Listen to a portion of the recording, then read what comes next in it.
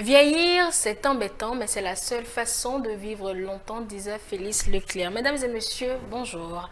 La vieillesse est synonyme de changement tant au point de vue psychologique, physiologique que physique. La vitesse à laquelle les capacités diminuent avec l'âge dépend, comme vous le savez, de plusieurs facteurs directement liés au mode de vie de chacun, aux habitudes et au comportement de chaque individu. Alors quand on parle de capacité qui diminue, c'est déjà la vue, c'est déjà la force, c'est la rétention urinaire et bien d'autres.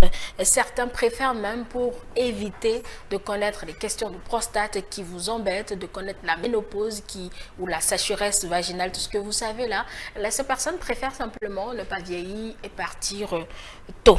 Sur ce plateau, nous parlons de la question de l'acceptation de la prise de son coup de vieux.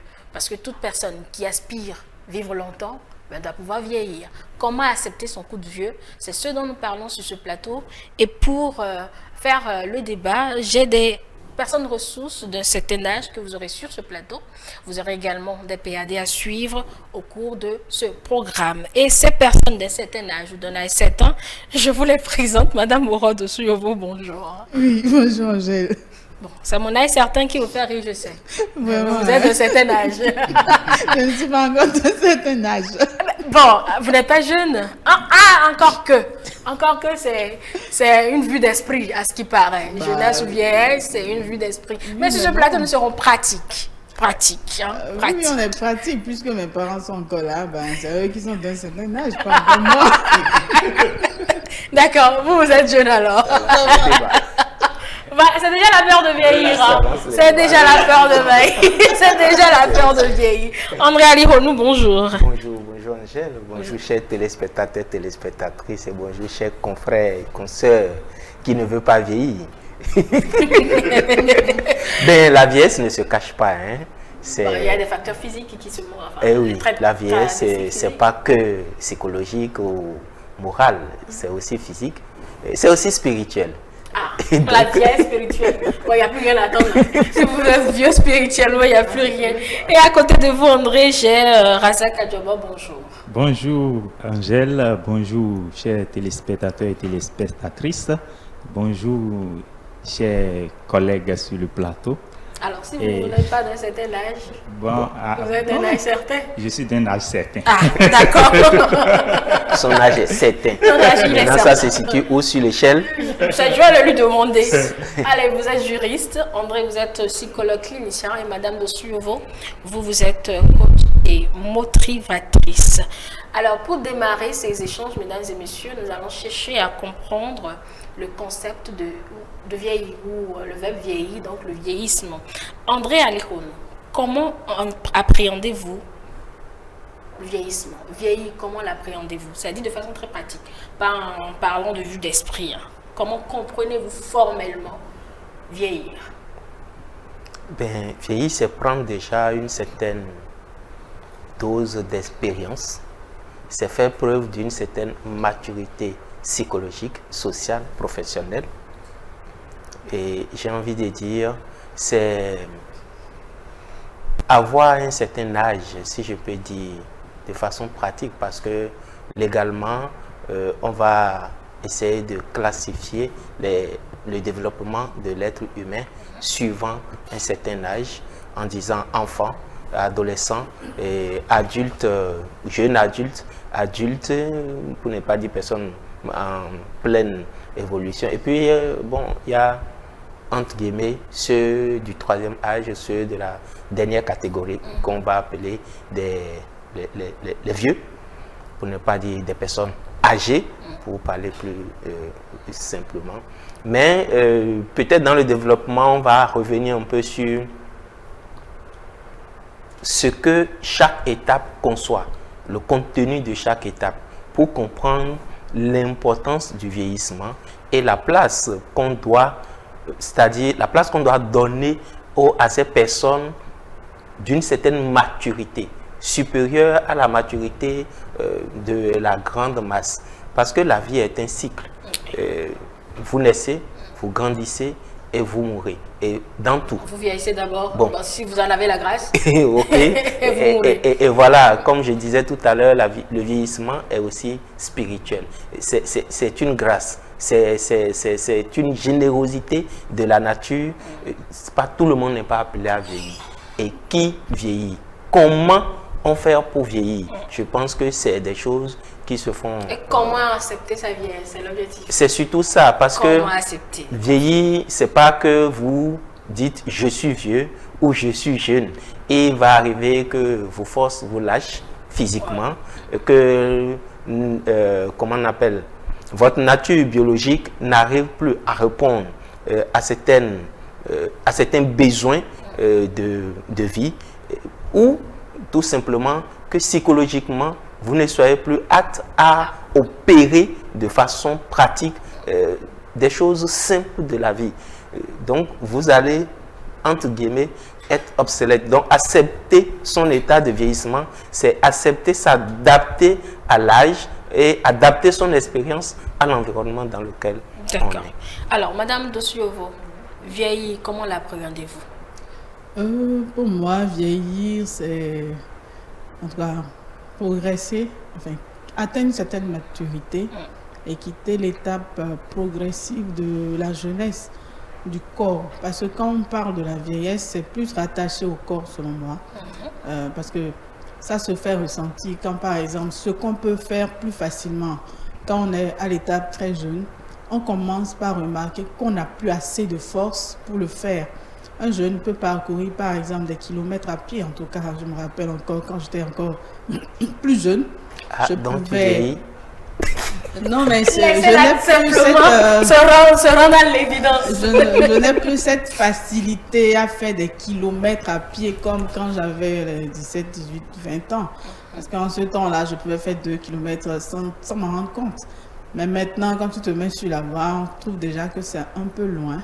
Ça, c'est vraiment la vieillesse ou bien c'est Non, plus C'est la paresse. Bon, non, c'est dit, on n'a plus cette facilité, ce dynamisme à dire, ben, je vais le faire. Parce que quand on était jeune, on ne réfléchissait même pas avant de marcher. Hein. On trouvait que c'est normal, bon, on n'y pense pas. Mais plus l'âge avance, plus on commence par mesurer ça, plus on commence par dire, waouh, mais c'est long. Alors qu'en réalité, quand on était plus jeune, on ne trouvait pas que c'était long. Ou soit en voulant soulever un poids, on se rend compte que mais ça pèse. Alors que quand on est un peu plus jeune, bon, on a la force, on a la force et puis on peut le faire. On peut le faire plus facilement. Donc, c'est ces petites choses qui commencent par nous mettre à l'évidence que quand même l'âge avance.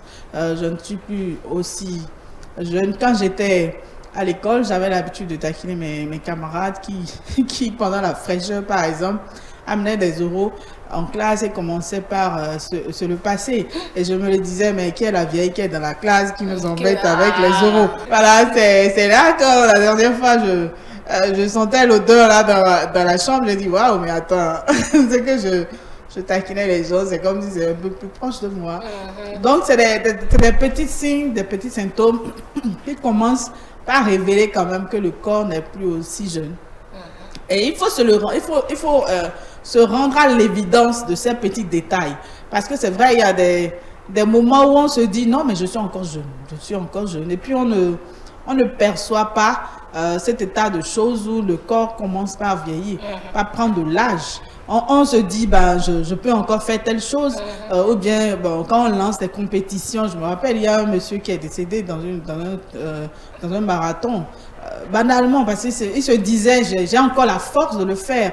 Et banalement, malheureusement, il était tombé sur la voie et il a perdu la vie. Donc, il faut se rendre compte de ces petits détails du corps quand même pour mesurer. Donc, vieillir pour vous, au fait, c'est constater que ses capacités diminuent.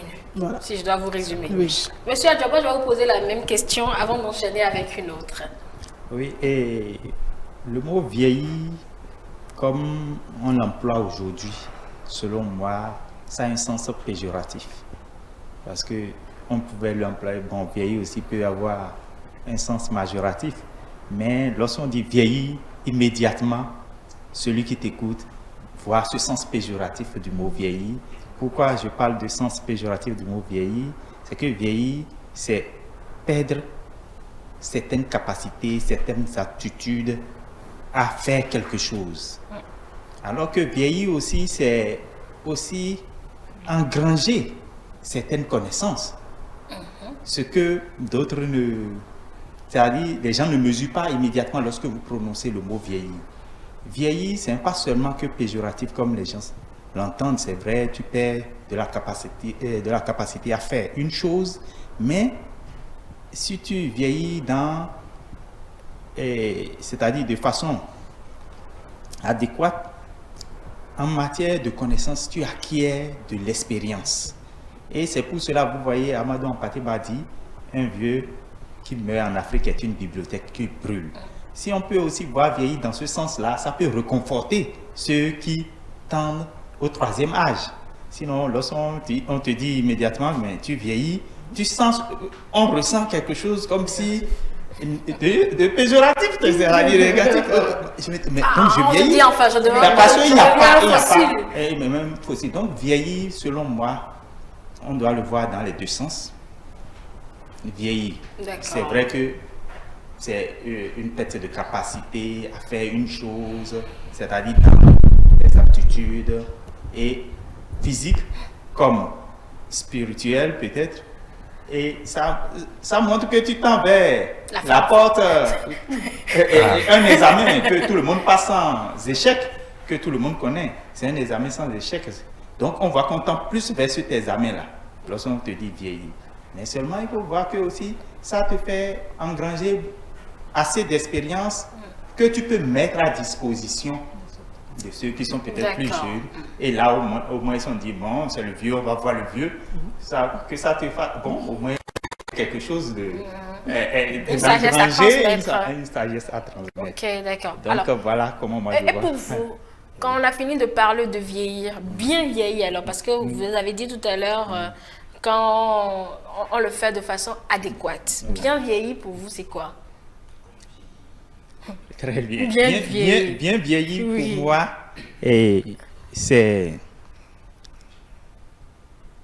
c'est-à-dire, c'est anticiper. Ah, d'accord. Oui, c'est anticiper. C'est anticiper sur ce phénomène de diminution de capacité, voir, bon, je diminue en capacité dans tel domaine. En quoi je peux renforcer ma capacité pour être utile donc, c'est à la déjà société. Accepter qu'on veut aller au troisième âge, mais commencer par déjà comprendre et l'intégrer que on va perdre certaines facultés. Oui, ça c'est le premier argument que vous avez pour définir oui, bien vieillir. C'est-à-dire, tu te prépares à accepter cette diminution de capacité dans plusieurs domaines donnés et à voir en quoi puis-je engranger d'autres capacités à mettre à l'actif de la société. D'accord.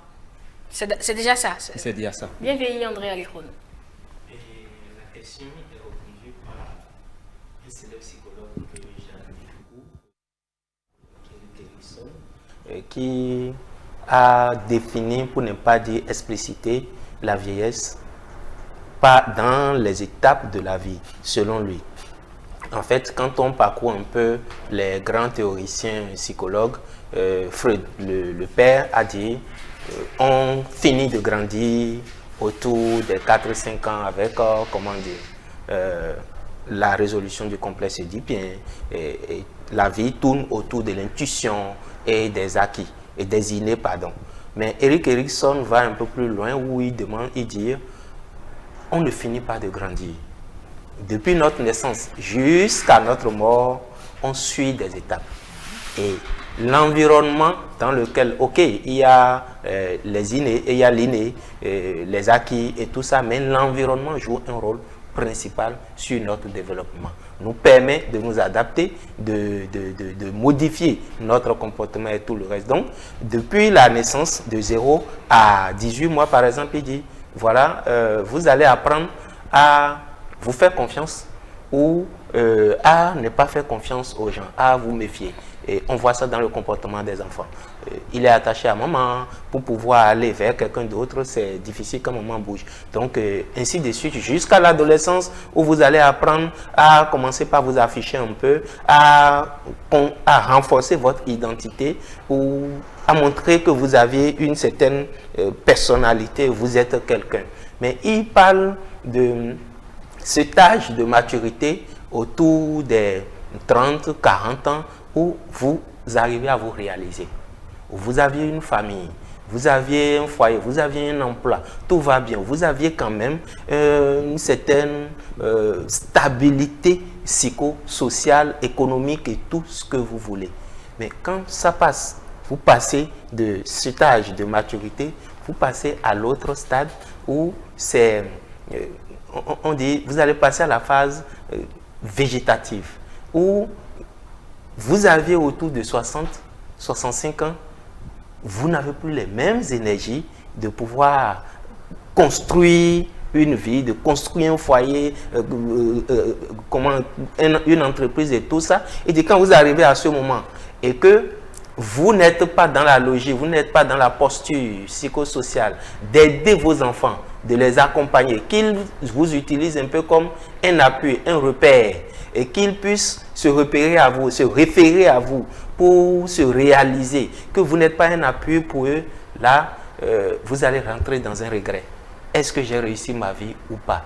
Et vous allez constater, dans ce cas, les enfants sont tellement occupés à se construire qu'ils vous oublient. Et vous allez vieillir dans les regrets parce que c'est le moment où vous faites le point de tout. Vous n'avez plus la force de réaliser. Donc, il faut faire le point. J'en suis où? Et qu'est-ce qui m'entoure? Et quand vous finissez cette phase-là, ou que vous passez bien cette phase, et que vous aviez su placer, prendre les bonnes décisions depuis le début jusque-là, vous comprenez que vous êtes dans un esprit de satisfaction, un état de satisfaction, où vous dites, j'ai pris les bonnes décisions, j'ai pris les décisions qu'il fallait quand il le fallait, et là maintenant, vous jouissez pleinement d'une certaine notoriété auprès de tout votre entourage, que ce soit des collègues, des enfants et tout le reste. Donc on vous prend comme une bibliothèque, comme l'a dit l'autre, on vous prend comme une bibliothèque, une référence, parce qu'on voit que vous aviez réussi. Vous-même, vous êtes satisfait et on se réfère à vous. Mais quand c'est le contraire et que c'est maintenant vous vous rendez compte que j'ai même pas encore de maison, j'ai pas réussi à stabiliser un foyer, etc. autour de 65 ans, c'est la désolation totale et personne n'a envie de venir copier votre exemple. Donc, on finit, vous avez fait un long développement. Bien vieillir, c'est quoi? Non, mais c'est ce que je suis en train de dire. Oui, c'est pour ça que bien vieillir, c'est pouvoir prendre les bonnes décisions au moment où vous aviez de l'énergie pour construire stablement, équitablement et efficacement une vie autour de vous. Et lorsque vous arrivez à l'âge où, que vous le voulez ou non, la nature va commencer par vous lâcher, les forces vont commencer par s'amenuiser, comme c'est ça, hein? Comme s'amenuiser, pardon, comme on le dit, comme on l'a dit sur ce plateau-là, c'est que vous arrivez à cette porte de non-retour où l'avenir est derrière. L'avenir, non, pas derrière. L'avenir que vous voyez, c'est que vous allez retourner à la nature, que vous le vouliez ou non. On parle de la phase végétative. Vous allez retourner à la nature. Vous n'avez plus la possibilité de construire, d'aller chercher maintenant une femme pour dire je t'aime, on va fonder foyer, je vais faire enfant, je vais le mettre à l'école. Vous n'êtes plus à cette étape. Vous êtes à l'étape où les gens doivent pouvoir compter sur votre expérience pour mieux construire leur vie. Et quand vous n'êtes pas là, vous êtes dans le regret. Donc, il y a toujours ces deux phases-là. Et lui, il dit, bien vieillir, c'est éviter d'être dans le regret à 65, 60, 65, 70 ans. Ah, c'est clair. D'accord. Éviter d'être dans le regret. Là, maintenant, on va en venir au cœur du débat. Mesdames et messieurs, avec cette question... c'est vrai, normalement, qu'elle devait elle devait revenir à André, mais je pose d'abord la question à Madame de Siovo, qui a clairement affiché sa peur de vieillir. Madame Aurore de Siovo, comment expliquez-vous la peur de vieillir que nous avons tous, ou que certains ont? En tout cas, moi, j'ai envie de vieillir, mais j'ai pas envie d'avoir des rides. Oui. J'ai pas envie d'avoir des rides. Mais j'ai envie de vieillir. C'est vrai qu'il y a certaines personnes qui manifestent la peur de vieillir. Mais le vieillissement s'impose au corps, au fait. Maintenant, c'est comment... C'est psychologique, tout ce que nous sommes en train de dire, en fait. Ça commence par la psychologie. Mais si déjà dans ta psychologie, tu commences par avoir des limitations, des regrets, ça veut dire que tu vois ta vie dans le passé. Tu ne te vois plus capable de quoi que ce soit. C'est là où la crainte vient, où la peur vient. Il y a des gens qui ne sont pas quand même vieux, ils ont à peine les 40 et ils pensent déjà qu'ils ont déjà vu le maximum de leur vie et puis ils ne voient même pas une ouverture de possibilités. Moi, à un moment donné, par exemple, c'est quand j'étais sur les opportunités de... où la limitation d'âge était 35 ans, je le dis comme ça, et j'étais en train de... C'était un truc pour les USA. J'étais en train de remplir, et puis un instant, ils m'ont dit, félicitations pour avoir fini de remplir, mais votre âge ne remplissait pas. C'est là, en fait, justement, c'est là, je m'étais rendu compte un instant, j'ai dit, waouh, attention. Donc, je n'ai plus l'opportunité de postuler à certains types de choses. Mais quand j'ai réfléchi, j'ai dit, si je ne peux plus postuler, ça veut dire que je peux donner. Et c'est là, ça m'a réconforté à l'intérieur de moi-même. Et je me suis dit, non, ok, je vais commencer par donner aux autres. Et plus on accepte cet état de choses, plus on est plus dynamique dans son cerveau. Parce qu'à un moment donné, il faut quand même faire le bilan de ce qu'on a eu à faire. Le bilan de ses capacités, de ses possibilités, de ses relations, de son carnet d'adresses, pour pouvoir se rendre compte quand même qu'on a une certaine maturité sur une certaine époque de sa vie, pour se rendre compte qu'on n'est pas nul, on n'est pas zéro, on a quand même quelque chose qu'on peut donner à la génération quand même qui est un peu inférieure à soi, pour dire, bon, vous êtes là, mais moi j'ai eu à traverser certaines choses et je peux déjà partager cette chose. Et le fait déjà de reconnaître qu'on a une certaine maturité, ça permet de revivre, de commencer par avoir de l'espoir au fond de soi pour ne pas se laisser vieillir complètement, parce que il y a des gens, par exemple, ils n'ont pas assez d'âge, mais quand on les voit, c'est comme si, attention, la mort n'est pas loin. Et c'est cet état de vieillissement que moi je rejette. Parce que même si aujourd'hui, il arrive de voir des gens qui ont plus de 80 ans, mais quand tu les vois dans leur dynamisme, à bouger, à travailler, à donner, à faire des conférences, à rester plus de 2 heures de temps debout, s'ils ne te révèlent pas qu'ils ont au-delà de 80 ans, tu ne pourras pas vraiment te rendre compte. J'étais avec un ami français comme ça la dernière fois. Il m'a dit, oh, j'ai 85 ans. Mais il m'a fait marcher pour qu'on aille là où il avait son guest house. Et j'ai dit, waouh! Donc, c'est-à-dire, il faudrait se rendre compte à un certain âge que le corps va prendre de l'âge et les signes de vieillissement seront là. Maintenant, quand les signes seront là, qu'est-ce que j'ai au fond de moi? Qu'est-ce que j'ai à transmettre? Quel est le bâton que je peux continuer à donner à la génération à venir pour qu'autour de moi, qu'il y ait toujours des gens? Parce que vieillir aussi, c'est quelquefois, ce que les gens redoutent, c'est se retrouver seul. D'accord. Alors que la vie continue ailleurs. C'est cet aspect-là. La peur de se retrouver seul. Voilà, la peur de se retrouver seul. Vous en direz autant, monsieur Adjobo? Oui, évidemment. Comprendre la peur de vieillir. Ce qui donne la peur de vieillir, c'est le fait de se retrouver seul. Et comme je le disais, vieillir, c'est dans les deux sens. Lorsque tu vois qu'il y a des capacités qui t'abandonnent, au moins, il faut te demander quelles sont les connaissances, les acquis, les expériences que j'ai capitalisées qui pourront me permettre. En dehors de la peur de se retrouver seul, pour qu'on ne s'éloigne pas trop du sujet. Oui, sinon, moi, particulièrement, je n'ai pas peur de vieillir. Je n'ai pas peur de vieillir parce que le vieillissement, les gens pensent que c'est physique, mais le vieillissement est psychologique. André Alekhouanou, vous êtes interpellé. Vous êtes interpellé. C'est vrai que c'est psychologique. C'est psychologique. C'est aussi physique. Oui. C'est aussi professionnel.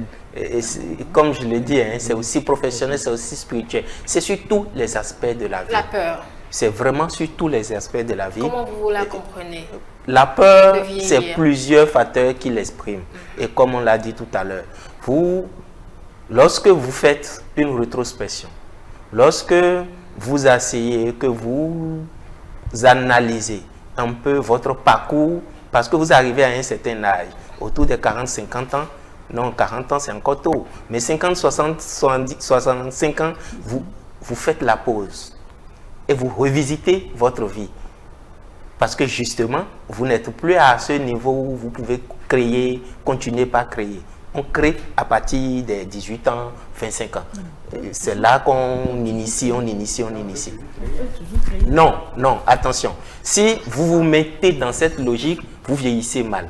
Lorsque vous arrivez autour des 50, 60, 70 ans, vous devez faire valoir votre expérience. C'est-à-dire quoi? Vous êtes maintenant dans... Ça, c'est comment appréhender qu'on vieillit. Ok, sinon je répondais à l'heure. Non, on peut ça c'est toujours pour... créer. Non, Parce que je c'est pose la question, c'est comment comprendre la peur. Oui, on va revenir sur tous ces éléments-là, mais il faudrait comment comprendre la peur pour pouvoir accepter son coup de vieux et mieux l'appréhender. La compréhension de la peur, tout simplement, souvent, pour ceux qui ont peur, qui pensent qu'ils sont en train de vieillir, il faut dire tout simplement qu'ils n'ont pas une vision claire de leur vieillissement, de leur état.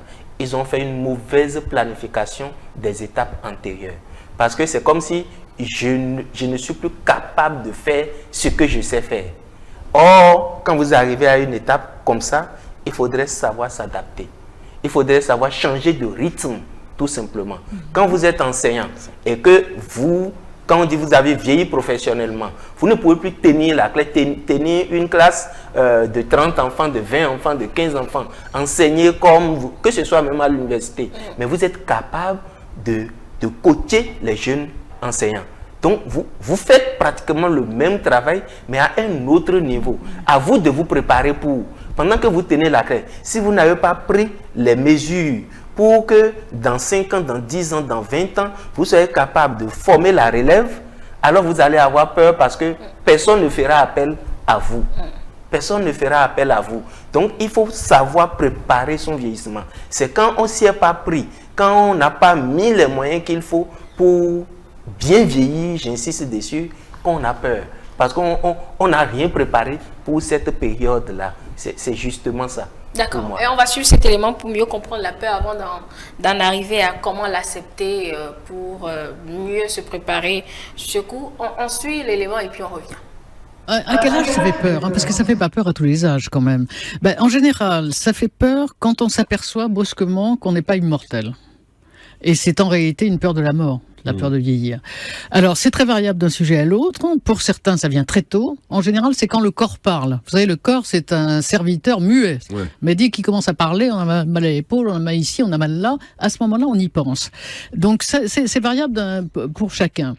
Quelles sont les raisons? Il y a des fausses raisons et il y a des vraies raisons. Alors, les fausses raisons, c'est d'abord l'image péjorative qu'on donne du vieillissement. Hein. Longueur de médias, ça change d'ailleurs maintenant, mais c'était épouvantable. Tout le monde pensait qu'en vieillissant, on serait tous invalides, déments, incontinents au fin fond d'un EHPAD.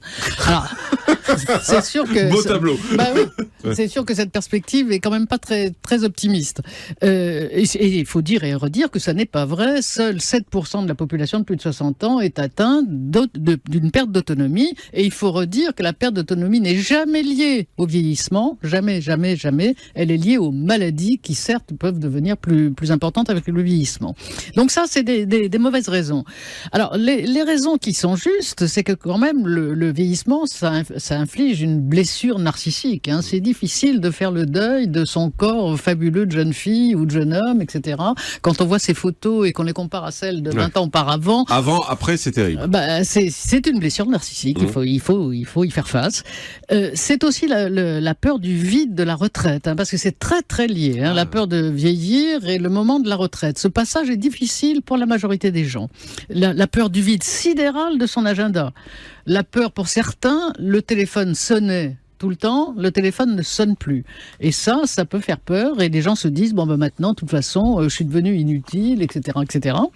Et puis c'est la peur de prendre la place des jeunes quand on veut travailler plus tard, et il faut savoir que ça c'est complètement faux. Ah, ça culpabilise. C'est-à-dire Ça on se dit, culpabilise. je veux continuer à travailler, mais en fait je prends la place de quelqu'un de plus jeune. J'ai honte parce que je prends la place de quelqu'un. C'est totalement faux. Ça a été bien démontré dans tous les pays. Plus les vieux travaillent, moins les jeunes sont au chômage. C'est rassurant, Julie. Oui, vous prenez la place de personne? Personne. On prend la place absolument de personne. Personne ne va prendre ma place. On a peur aussi que l'âge tout seul soit une raison de mise à l'écart. Alors ça, c'est particulièrement vrai dans vos milieux, semble-t-il. Il paraît qu'à TF1, on commence à avoir peur à partir de 50 ans ça s'est un peu calmé. Il y a eu une époque où le jeunisme était très, très fort à la télévision en particulier. Ça s'est un peu calmé. Et puis on a peur que l'usure du temps vous empêche d'agir, parce qu'il y a des gens qui aiment beaucoup agir. Alors, comment vaincre la peur? Pour la blessure narcissique, là, c'est du changement d'image du corps. Là, c'est le triomphe, effectivement, des chirurgiens esthétiques, du botox, etc., etc. Moi, je trouve ça très bien pour les gens qui en ont besoin. C'est quand même une course à l'échalote, parce qu'on commence un jour, il faut recommencer 5 ans plus tard, etc. Et le vieillissement, c'est pas tout à fait quand même, c'est pas ça. Mais je pense que les gens qui en ont besoin et que ça rassure, qu'ils le fassent. Vous n'êtes pas opposé à ça? Ah non, qu'ils le fassent. Et ce qu'il faut savoir, c'est qu'on vieillit comme on a vécu, que le vieillissement est très variable d'un sujet à l'autre, qu'il y a des gens qui traversent cette période merveilleusement. Ils savourent les 25 ans de cadeaux de vie en plus. Parce que c'est ça le vieillissement. 25 ans à partir de combien? À partir de 60 ans. Si tu veux, autrement, quand tu regardes dans les années 50, la mort à partir de 60 ans, d'ailleurs c'est comme ça qu'ont été institués les régimes de retraite. C'est-à-dire de survivre 5 ans après la retraite, comprenez, d'ailleurs à 65 ans. On se dit qu'aujourd'hui, tout ce qui est en plus de 60 ans, c'est du bonus, en fait. C'est un bonus fabuleux. C'est un bonus fabuleux. Alors, le problème, pour éviter justement les maladies invalidantes... la tête que fait Julie. C'est le triomphe de la prévention. C'est le triomphe de la prévention. Et ces personnes qui sont en général optimistes, c'est celles-là qui n'ont pas peur de vieillir. Ce sont aussi des gens qui font tout bien. Et ils font tout bien pourquoi? Parce qu'ils veulent que leur corps leur permette de continuer à continuer leur trajectoire, de jouir de leurs amis, de leurs amours, de leur passion dans la vie, de sortir, etc. de bouger, d'aller voir des spectacles. Ce qui est extraordinaire à l'heure actuelle, c'est que ces personnes qui n'ont pas peur de vieillir, elles se sentent jamais vieux, elles ne se sentent jamais vieilles. Parce qu'à quel âge on se sent vieux? Ça aussi, c'est une question. Ouais. Et ce qu'on sait, c'est que c'est quelquefois 20 ans avant, c'est quand on a 80 ans, on pense qu'on en a 60. Ouais, moi, je pense que c'est à la retraite qu'on se sent vieux. C'est le moment où la société vous dit, t'es trop vieux pour bosser. Voilà, et c'est pour ça qu'il ne devrait pas y avoir de retraite coup près. On devrait pouvoir prendre sa retraite à la carte quand on se sent prêt à prendre sa retraite et quand on a envie de faire autre chose. Tant qu'on bosse, on a le sentiment d'avoir une utilité dans la société, en fait. Et alors, il y a des personnes pour lesquelles le mot vieux n'existe pas, ils continuent leur trajectoire, ils sont heureux. Et alors, ce que j'aime pas, moi, c'est les censeurs et les psycho-machins qui disent « Ah ben non, pas du tout, il faut absolument, à un moment donné, réfléchir sur sa finitude. » Sa finitude, c'est-à-dire? Oui, sur le fait que quand on vieillit, il y a un jour où ça va finir. Ah sympa. Voilà. Mais ça, c'est des psycho-machins. Il faut réfléchir à tout ça. J'adore. Il faut réfléchir à tout ça et il faut absolument accepter ce qu'ils appellent la déprise. C'est-à-dire, on se débarrasse de tout ce qu'on aimait, etc., etc., etc. Oui, moi, je trouve ça épouvantable. Et moi, j'ai envie de leur dire, à ces psychomachins, mais mon Dieu, laissez-les vivre. Laissez-les vivre. Ouais. Les optimistes qui ont envie de continuer à vivre comme ils ont toujours vécu jusqu'à la fin de leur jour, ils n'ont pas peur de vieillir. Et ils vivent effectivement la sérénité. Il y a des gens qui sont comme ça, qui voyagent, qui bougent, qui continuent à avoir des amis, à sortir ou à faire. Ça peut être voyager, mais ça peut être aussi faire du jardinage. Il y a des gens qui trouvent du plaisir comme ça. Jardinage, etc. Regardez Jean Dormesson qui a un plaisir fou à faire du ski encore à l'heure actuelle. Il a 90 ans. Alors il a la chance d'avoir les moyens de pouvoir prendre un coach, un moniteur de ski tout le temps. Et alors il est très drôle parce qu'il s'appelle Marcel, son moniteur de ski. C'est ce qu'il raconte. Je l'ai entendu. Et il dit. Vous savez, pour moi, Marcel, il est aussi important que Yankelevitch. Moi, je trouve que c'est une façon de vieillir merveilleuse. Mais c'est terrible, cette notion de finitude, là, je connaissais pas ça, mais c'est réfléchir à la fin. Oui, il faut réfléchir, etc., au fait que oui. C'est les psychomachins qui disent ça. C'est les psychomachins qui disent ça. Françoise Forêt, chez nos confrères de Europe 1, qui donc revient sur la compréhension à avoir de cette peur de vieillir. Là, c'est suffisamment clair et tellement bien dit qu'on pourra aborder maintenant l'acceptation et affronter notre coup de vieux. On y est en plein dedans. André Alronou, comment l'accepter? Oui, le coup de vieux. Non, je pense que l'élément aussi a été clair sur la position. Ça dépend de chacun. Ça dépend de chacun. Le plus important, et je crois que je l'ai dit à l'entame ici, c'est de savoir gérer, j'ai envie de dire, ce qu'elle a appelé la douleur narcissique, le déni narcissique. Parce que le vieillissement, c'est en fait la profondeur du vieillissement, l'accélération, la vitesse du vieillissement, c'est la gestion de cette douleur narcissique. Comment est-ce que tu acceptes que tu n'as plus la même énergie? Comment tu te réinvestis? Comment tu te réadaptes? On ne dit pas d'être garé, de se laisser aller, je sais pas, comme une épave, comme elle a dit, non. C'est que il faut savoir se réadapter à l'environnement, au nouveau environnement dans lequel on vit. C'est pas toujours facile, hein, André. Non, mais c'est ce que j'ai dit. C'est le fait du jour au lendemain, on se voit vieux. Non, c'est pas du jour au lendemain. On voit pas les tu peux pas te voir. S'il n'y a pas de maladie et qui, entre-temps, t'est privé momentanément de certaines facultés et que qu'il y a eu une rupture, même quand tu es en fonction, tu constates que tu n'as plus la capacité de faire certaines choses comme tu le faisais. Parce que vous voyez, il y a ce qu'elle n'a pas dit ou ce qu'on ne voit pas souvent, c'est la frustration liée à cette incapacité narcissique. Son expression, l'expression de cette frustration est difficile non seulement à gérer par l'individu lui-même, mais aussi par l'environnement. Parce que vous voyez, vous aviez, je prends n'importe quoi, un père qui a toujours été très travailleur, très dynamique, qui prend un coup de vieux, comme tu le dis, et physiquement, il n'a plus cette énergie de faire. Quand il commande à quelqu'un, il est dans une certaine impatience. Parce que si c'était moi-même, en son temps, je l'aurais déjà. Donc, il te met une pression pour que tu réalises comme si c'était lui. Et ça indispose l'enfant qu'il a commandé, ça indispose, et lui-même, il n'est pas satisfait de ce qu'il a fait. Donc, quand il y a tout ça qui vient, on commence par se souvenir de sa jeunesse. Se dire, ben, quand même, il y a quelque chose qui... Et on refuse, la réaction malheureuse qu'on a, on refuse d'accepter cet état. De savoir que physiquement, je n'y peux plus, psychologiquement, je n'ai plus cette énergie, sportivement, ce n'est plus possible, mais on refuse de l'accepter et on voudrait que la nature, pour ne pas dire l'environnement, continue de nous voir comme quand on était et de continuer par nous donner cette place-là. C'est malheureusement ça. Et on rentre dans un conflit qui, en réalité, n'a pas lieu d'être. Donc, quand on parle de la perception du vieillissement, je pense que c'est déjà du côté de l'individu lui-même, mais aussi de sa façon d'exprimer son nouveau état dans la société qui ne se matche pas avec. Donc quand vous voyez un vieux qui sait comme on dit, un vieux qui se respecte, qui sait que je n'ai plus et qui sait passer le témoin, qui a pris le temps, il sait qu'à un certain moment, je n'aurai plus la possibilité. Il a formé la relève et il vient en appui, il n'a aucun souci. Au contraire, quand vous venez, quand le téléphone ne sonne plus, comme elle a dit, il est content parce qu'il est occupé ailleurs. Il s'est donné son temps à autre chose. Donc, il y a ça aussi. Quand on n'a pas pris le temps de vraiment former les choses, et c'est ça, vous voyez, ceux qui vieillissent mal, c'est ceux qui n'ont pas vraiment pris le temps de former la relève.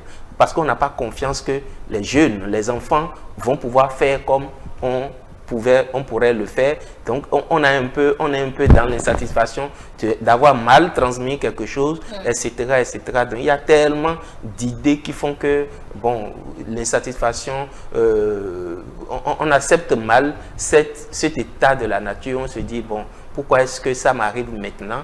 Pourtant, j'ai connu un vieux de 75 ans qui dit, je n'ai que 75 ans. Je n'ai que 75 ans. Pourquoi? Oui, il n'a que 75 ans. Et il dit, en comparaison, bon père, à son âme aujourd'hui, il dit, mon père a vécu bien jeune, à plus de 75 ans. Donc, on reste dans des comparaisons, mais ton père n'a pas fait le travail que tu as fait.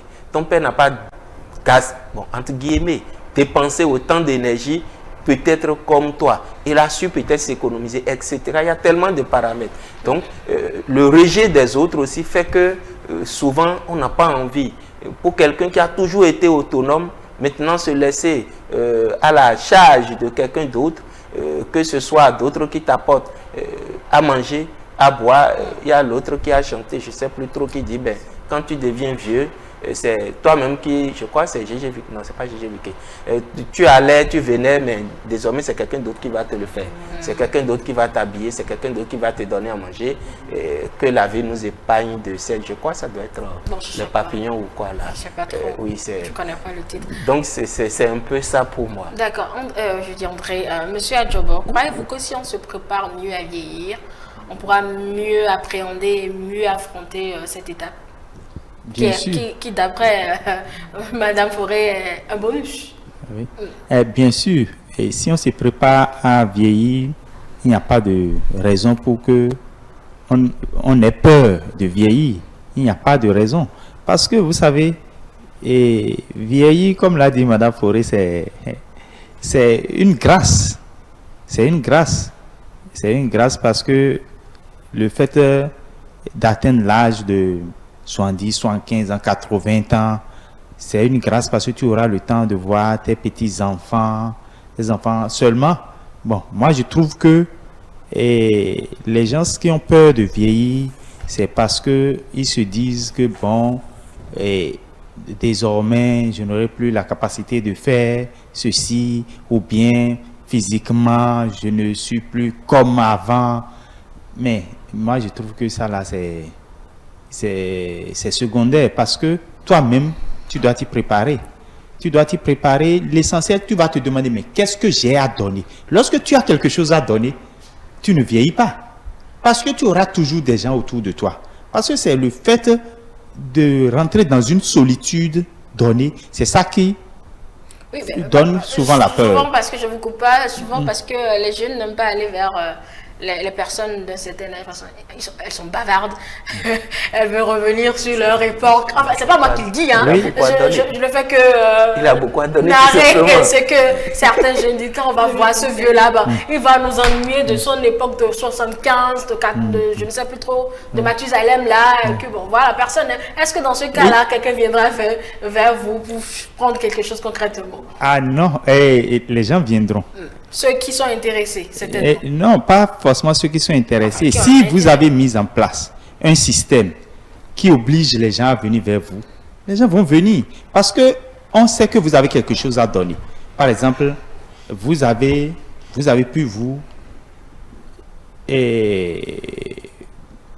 pu avoir une société que vous avez mise en place et qui a quelque chose à donner à la société. Et vous laissez la gestion à certaines personnes parce que vous êtes d'un certain âge. Mais ils viendront toujours vous consulter, tout au moins par rapport à cette société-là. Que bon, voilà, vous avez mis ceci en place, maintenant nous on est à telle étape, est-ce qu'on peut faire ceci? Parce que vous détenez toujours le pouvoir de gestion sur la société, même si vous êtes allé vous recroquer, on viendra toujours vous consulter. Ça fera que vous n'aurez pas cette solitude-là. C'est comme le disait le psychologue André, il dit, la vieillesse, ça se prépare dès la jeunesse, c'est-à-dire dès l'âge d'adulte. Lorsque vous vous dites, bon, je vais vieillir, mais qu'est-ce que j'aurai, sur quoi je peux m'appesantir dans ma vieillesse, qui va faire que je ne vais pas vivre une solitude. C'est la solitude que les gens, qui fait peur aux gens pour la vieillesse. C'est pas seulement les rides et les maladies peut-être. Et les maladies aussi, on va en venir parce que là, c'est depuis la jeunesse que vous allez commencer par savoir préparer la vieillesse. Préparer la vieillesse sur le plan sanitaire. Lorsque dans votre jeunesse, vous gavez trop de nourriture qui sont trop peleux ou bien de boissons, ça va jouer forcément dans votre vieillesse. Et si vous préparez mieux dans la jeunesse, vous allez mieux vivre même la vieillesse que même la jeunesse. Parce qu'en ce moment, vous serez décontracté, parce que vous aurez des gens qui viendront. Et vous serez un conseil, c'est-à-dire, vous serez comme un cabinet de conseil. Vous tenez à cet aspect. Vous tenez à cet aspect. Moi, je tiens trois aspects. De vieux sage. De vieux sage, un cabinet de conseil. Et vous allez avoir aussi même, peut-être, vous serez plein d'énergie que d'autres jeunes. Parce que vous avez mieux vécu votre jeunesse. Dans votre vieillesse, vous n'allez pas en pâtir. Donc, vous serez à l'aise. Et comme l'avait dit Madame Dossou-Yovo, la dame de 85 ans qui arrive toujours à marcher comme ça et à donner des conférences à 85 ans, vous voyez, si elle n'avait pas préparé, c'est-à-dire ce système-là qui lui permet à 85 ans d'être encore actif, elle ne le serait pas. Et allez voir, lorsque vous allez lui poser la question, elle va vous dire qu'elle s'est préparée de façon, c'est-à-dire sur le plan sanitaire, sur le plan professionnel, sur le plan psychologique, même sur le plan spirituel, pour en arriver là aujourd'hui. Dites-moi, est-ce que cette dame n'est pas heureuse à 85 ans? Elle est plus heureuse qu'un jeune de 40 ans, de 30 ans, parce qu'elle a tout ce qu'elle... Tout ce dont on peut rêver à 85 ans. Et elle a encore du monde autour d'elle parce qu'elle a créé, comment dire, cet environnement-là. Donc, c'est ce que nous devons faire. Nous devons essayer de créer dès maintenant l'environnement et de faire, comment on dit, sur le plan sanitaire, de pouvoir mieux se gérer. Surtout ça, parce que même les rides et consoles, ça dépend de comment vous vous alimentez, comment vous vous comportez de façon sanitaire, même sur, comment on dit, de façon corporelle aussi. Bon, tout cela, ça rentre. D'accord. Madame Dossou, vous préconisez la réorientation pour mieux affronter son coup de vieux simplement. Hein? Oui, j'ai dit... s'occuper autrement. Il faut s'occuper autrement. C'est-à-dire, dans la vie, il faut avoir une vision, en fait. Celui qui a une vision et qui a des objectifs ne peut pas vieillir facilement. Parce que, déjà, la vision, ça a commencé depuis la jeunesse. On a des rêves, on a pu atteindre un certain nombre. Et à un moment donné, quand on se rend compte qu'on devient un peu plus mature, ça devient une vision à transmettre aux autres. Donc, la manière de transmettre les objectifs devient différente. Parce que celui qui a des objectifs aura toujours ceux-là, ou la stratégie pour partager ces objectifs-là. C'est vrai, à un moment donné, dans l'intervention qu'ils ont passée tout à l'heure, j'ai remarqué quand même, c'est vrai, ce que j'ai aimé, il y a des gens qui n'ont pas eu le temps de penser à la vieillesse. C'est-à-dire, ils n'ont pas remarqué l'étape où ils étaient en train de vieillir, donc ils ont eu tout le temps de travailler, le temps de ne pas s'arrêter, le temps de ne pas faire des remarques pour dire, bah, écoute, je vieillis, je ne peux pas faire telle chose. Mais ça ne veut pas dire que leur corps ne leur parlait pas. Quand le corps leur parle, ils essayent de trouver une alternative pour continuer quand même dans leur passion. Parce que celui qui est passionné, le corps. Voilà, celui qui a une certaine passion quand même est conscient que bon, un jour, c'est ce que je me dis des fois, je me dis, c'est vrai, j'ai une douleur au pied, mais pour le moment, je ne suis pas encore partie. Mais je sais que certainement, bon, un jour, je finirai par m'en aller. Mais aussi longtemps que je me réveille, que je suis encore sur pied, bon, la vie continue. Hein. Si je m'arrête quelque part, tant mieux. Les autres pourront continuer. Donc, quand on renouvelle sa pensée quotidiennement, à ne pas songer à étudier la vieillesse, parce qu'il y a des gens qui s'arrêtent, ils réfléchissent à la vieillesse, ou bien un jour, ils regardent, souvent Africain qui met son enfant au monde, quand même, on est entouré des enfants. À un moment donné, c'est vrai, les enfants commencent par se marier un à un. Et vident la maison. Et ils vident la maison. Et puis à un moment donné, ils t'envoient peut-être les petits-enfants, ou bien soit des fois, tu n'as même pas de petits-enfants, et tout ça. Bon. Et c'est les enfants même qui font le truc. Parce qu'à un moment donné, les enfants commencent par t'appeler le vieux, la vieille. Alors qu'en réalité... tu n'es même pas encore... Et puis ils s'amusent à le dire. Ils disent non, attends, maman, tu sais, non, tu ne veux plus faire ça. Donc, en Côte d'Ivoire, ton grand frère, le vieux. Le vieux, bon. Ton père, le vieux. Non, Abidjan, il te voit en même temps, il t'appelle la vieille. Voilà. Et puis, ça énervait certains. Donc, c'est les enfants, c'est l'atmosphère de la maison, l'ambiance même de la maison qui rappelle aux parents parce que l'enfant, à un moment donné, voilà, quand on était un peu plus jeune, les enfants étaient encore plus petits. Quand un enfant fait quelque chose, tu peux le taper rapidement. Mais voilà, l'enfant dépasse ta taille. Et puis, tu veux le taper cette fois-ci. Attends, si tu ne sais pas faire, tu vas te blesser parce qu'il est plus fort que toi. Et c'est là où on se dit, non, maman, tu es vieille, quoi. Tu es vieux. Et quand on commence par méditer ça, ça agit. Ça peut agir. Et ces choses arrivent aussi, je vois souvent à ceux qui ont été en fonction tout le temps et qui ont pris la retraite. Parce que une fois qu'ils sont... Quand on était plus en activité, enfin, quand les gens sont plus en activité, ils ne voient pas le coup de la vieillesse. Mais quand on dit, à 60 ans, tu seras à la retraite, commence par réfléchir, si je ne vais plus au service, je vais faire quoi? Alors qu'ils n'ont pas souvent eu le temps de penser à l'après-retraite. Qu'est-ce que je vais faire? Quelle activité? Puisqu'il n'y aura plus 8 heures, tu dois aller, 18h30, tu dois revenir. Voilà, après retraite, ils sont obligés de rester à la maison. Et ceux qui n'ont pas l'habitude de remarquer même la vie à la maison avec les enfants, avec l'ambiance de la maman qui va dire, bon, normalement, le monsieur là est censé sortir ou la dame est censée sortir. Maintenant, ils sont tout le temps à la maison. Ça commence par créer une atmosphère de colère qui ne dit pas son nom. C'est que tu es censé libérer le lieu, mais là, tu es là.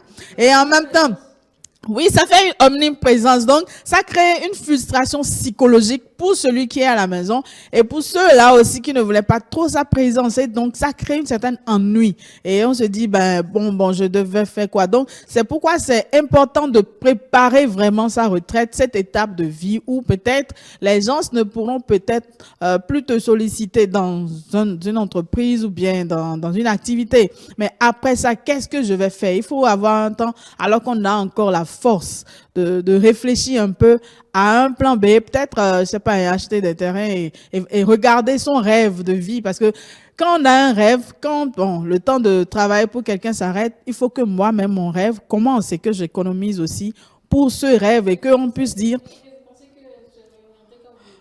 Oui. Oui, ça, en fait, ça libère un peu l'ennui. Parce qu'on dit que l'ennui, c'est ça le vice de tout, en fait. Parce que quand plus tu t'ennuies. Maintenant, il y a d'autres personnes qui, quand même, ont pris de l'âge et qui n'ont pas pris conscience qu'ils ont pris de l'âge. C'est là où on voit les sugar daddy et les mamans, les vieilles qui veulent aussi. C'est un autre élément. Non, c'est-à-dire, l'aspect que je vois dans ces choses, c'est qu'ils utilisent un peu plus leur corps, en fait. C'est-à-dire, ils s'épuisent plus vite et ça peut les conduire plus vite à la mort. Parce que si le corps est comme un ressort, et il faut savoir, parce que le vieux et la vieille, bon, ils ont atteint les deux dans la maison un certain âge, voilà, le vieux ne fonctionne pas parce que à un moment donné, tu parlais de prostate et tout le reste. Oui. Les maladies du monsieur sont arrivées, le monsieur ne répond plus au lit parce qu'il faut dire les choses aussi par le nom. Et voilà, c'est là la dame dit, mais attends, le gars là est vieux. Et bon, si voilà, la dame était plus jeune que le monsieur, évidemment. Oui, oui. Non, c'est dit, celui que... La dame vieillit, mais peut-être encore le désir, l'envie du corps est là, mais celui qui peut satisfaire ça, c'est lui qui manifeste les signes de la vieillesse. Et c'est là, ça crée tous les dérives et ça peut amener là où ça ne doit pas amener. Maintenant, si chacun s'y prépare psychologiquement pour comprendre que c'est une étape de la vie, peut-être il n'y arriverait pas aussi rapidement parce qu'il y a des choses qu'il faut accepter pour surmonter. Quand on n'accepte pas, on a du mal à surmonter. On a eu des messieurs juste à 70 ans qui chaque fois la personne se réveillait, s'ennuyait et dit mais pourquoi je suis encore en vie, il faut que je meure parce que tout le fatiguait. Alors qu'en réalité, 70 ans normalement, ce n'est pas encore beaucoup, quoi. Il y a encore beaucoup d'autres choses à faire que de penser à la mort, de s'ennuyer de la vie. D'accord. Allez, on va se résumer sur ce thème. Tout à l'heure, nous allons suivre des personnes âgées qui racontent donc leur expérience du vieillissement. Ce sera l'élément avec lequel on va partir de ce plateau, mais il faudrait qu'on résume un peu sur tout ce qu'on a dit pour ceux-là qui viennent de nous prendre au vol. Bien vieillir, comment accepter et affronter son coup de vieux. André Aléhonou, en quelques mots, vous direz? Je dirais tout simplement que la vieillesse, ce n'est pas synonyme de la mort. Pour moi, c'est de la sagesse, c'est la maturité. Et donc, vieillir ne devait pas être une peur. vieillir, ça se prépare depuis le début, depuis l'enfance, depuis la jeunesse, et on prépare son vieillissement. Et on devrait pouvoir préparer, pour ne pas dire s'adapter au changement, non seulement de son corps, mais aussi de son fonctionnement psychologique, émotionnel. Parce que c'est l'inacceptation, c'est le rejet, le déni de son état psychologique, de son état physique, de son état professionnel, parce qu'arriver à un certain, non, de son état civique, civil, qui amène cette frustration, qui amène des regrets, du rejet, non seulement de soi-même, mais aussi par les autres. Donc, il faudrait pouvoir s'arrimer et savoir que ce dont on parle, lorsque vous arrivez à cet âge de 65, de 60-65, au-delà, vous êtes face à un conflit, soit satisfaction, soit regret. Donc, à vous de travailler dans les années antérieures pour être satisfait à ce stade-là, plutôt que d'être dans le regret. Si vous êtes dans le regret, alors tout ce qu'on est en train de dire, les gens me rejettent, je sens le poids de la maladie, et tout ça, vous allez le sentir plus que la normale. Parce que vieillir, quand on s'y prépare, on sait qu'à un certain âge, les maladies vont dire bonjour, donc on va prévoir un peu tout ça, on va vivre de façon préventive, et lorsque même les maladies vont arriver, il y aura peut-être une assurance, il y aura un peu d'argent de côté, les enfants auront été bien accompagnés, bien orientés, et ils pourront vous épauler sur les soins médicaux et tout ça, le repas, vous aurez quelqu'un pour vous accompagner, vous ne serez plus seul, tout ça, ça se prépare. Mais si vous avez passé votre temps à vivre comme un oiseau, ou comme une herbe, qui à chaque jour suffit sa peine. Et vivre aussi pour les enfants. Et vous vivez, oui, voilà aussi l'autre gros péché du vieillissement. Et ça fait partie du point même qui précipite, excusez-moi d'employer le mot, mais qui précipite vers la mort, parce que quand on a vécu pour les enfants, on a vécu pour les objectifs des enfants, pour ne pas dire des mauvais objectifs des enfants, et qu'on arrive à cet âge avec des regrets. Les enfants ne sont pas arrivés, ils se sont pas réalisés, ils sont encore en train de se chercher. Vous voyez que votre vie a été une suite d'échecs, de mauvaises décisions, de décisions mal mûries. Et là, vous êtes dans le regret, et c'est ça qui peut-être vous emportera. Donc, vieillir, c'est déjà maintenant, en tant que jeune, que vous préparez tout ça. Maintenant, si vous savez que vous n'allez pas mourir, vivre longtemps, et que vous êtes programmé pour mourir à 40 ans, alors... Bah, on sait comment on va finir. Bonjour. On sait comment on finir. Sinon, c'est une sagesse, c'est une bénédiction. Ça devait être une grâce que chacun devrait rechercher. Monsieur Adjobo. Oui, et vieillir. Bon, comme pour résumer, ce qu'on a dit, c'est que pour mieux vieillir aujourd'hui, c'est qu'il faut déjà commencer par préparer sa vieillesse dès son jeune âge. Et vous savez, la vieillesse n'est pas une fin en soi. Selon moi, ce n'est pas une fin en soi. Et la vieillesse peut se passer très bien même. Et moi, je pense même qu'on peut être encore même plus heureux dans sa vieillesse que dans sa jeunesse, si vous avez bien préparé votre vieillesse. Parce que dès votre jeune âge, vous vous préparez, vous vous projetez, vous avez des visions pour votre vieillesse, et vous vous préparez aussi de façon sanitaire pour votre vieillesse, parce que notre corps, ça dépend de comment on l'entretient, que ce soit sur le plan nutritionnel et sur d'autres plans, sur le plan sexuel et sur d'autres plans aussi. D'accord. Ça dépend de comment on prépare le corps pour la vieillesse. D'accord. Donc, vous devez bien préparer votre corps aujourd'hui, bien vous préparer psychologiquement et mettre en place un environnement sain, un environnement qui vous favorise à la longue. Parce que si vous ne mettez pas, vous ne préparez pas l'environnement dans lequel vous allez vivre votre vieillesse aujourd'hui déjà. Ça va vous être compliqué. Ça va vous être compliqué. Madame Odossouye, c'est à vous maintenant. Oui, il y a un texte biblique qui me remonte à l'esprit, il dit les jeunes gens auront des visions, les vieillards auront des songes. Donc du coup, chaque catégorie de personnes est avec ses rêves. Ah, voilà. Non, le songe, c'est dit les vieillards sont là pour conseiller les jeunes. Le jeune a encore la force de rêver. Donc, celui qui est vieux, quand même, qui a un certain âge, doit toujours avoir quelque chose, doit regarder son rêve et voir là où il en est arrivé et pouvoir transmettre ce qu'il a reçu de positif, de négatif, en tout cas les expériences en général, doit transmettre ça à la génération future pour que cette génération puisse mieux faire. Parce que le vieux peut continuer à s'accomplir au travers de la jeunesse, pour dire, bon, moi, je n'ai pas pu faire ceci parce que j'ai fait telle chose, j'ai fait telles erreurs, vous évitez cela. C'est-à-dire être ouvert, que d'être coincé dans un temps de regret, de dire non, je n'aurais pas pu faire. Ce que quelqu'un qui a eu un certain âge n'a pas pu faire, il peut amener un jeune à mieux le faire pour partager plus tard la joie. Puis dire, ben, mon enfant l'a réussi, ça m'a coincé moi à un certain âge, mais mon enfant l'a réussi pour qu'en réalité, son âme à lui soit dans la joie, pour qu'en mourant, il meure dans une certaine espérance de ne pas avoir à être vaincu par la vie, parce que la vie est une sorte de succession en général. Maintenant, étant jeune, il faudrait aussi prendre soin du cheval que constitue le corps humain, parce que notre corps est comme un cheval.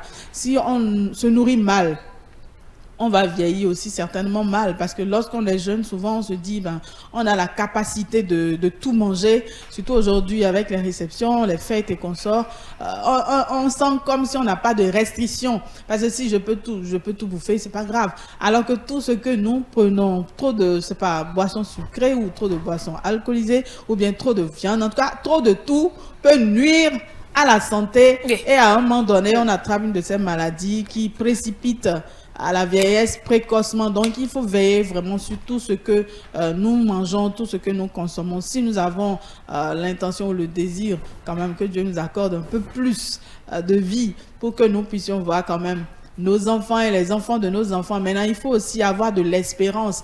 Parce que quand on n'a plus d'espérance, on peut vieillir aussi mal, on peut vieillir aussi vite. Donc, il faut continuer à espérer quelque chose de meilleur. Parce que des fois, il y a une chose que j'ai remarqué. Très vite, là, on commence par c'est pas le temps. Des fois, nous regrettons un peu trop tôt que les enfants n'aient pas le résultat qu'on veut rapidement, et ça peut précipiter à une vieillesse précoce. Mais il faut avoir de l'espérance et de la confiance en la jeunesse. D'accord, merci beaucoup Madame Ordosievo, coach motivatrice. Merci André Alejono, psychologue clinicien, et vous, Razak Adjabo, vous êtes juriste. On n'a plus le temps, sinon je vais vous demander ce que vous redoutez dans la vieillesse. Bon, moi j'ai déjà dit pour moi. De ne plus bouger, ça c'est pour vous. Pour vous, c'est... Il n'y a rien qui vous fasse peur. Et vous, Adjabo, rien non plus. D'accord. Ah ben, chers jeunes, vivez. Mais n'oubliez pas, on n'a pas forcément tout le temps devant nous. Parce que si vous voulez vivre longtemps, eh bien, quand on est vieux, il y a certaines facultés qui nous lâchent. Et les vieux, quand ils sont sages, eh bien, forcément, ils sont bénéfiques pour la société. Quelqu'un a sorti l'adage, un vieux qui brûle en Afrique est une bibliothèque qui brûle. Et c'est surtout, justement, c'est l'aspect sagesse que M. Adjoba a bien évidemment évoqué. Alors, comment justement bien vieillir, l'accepter et se lancer, c'est simplement préparer sa vieillesse. C'est ce qu'on va retenir au terme de cette émission, que je vous remercie d'avoir suivi. Et on va se retrouver demain, si Dieu le veut, avec le même plaisir. Très bonne journée à tous.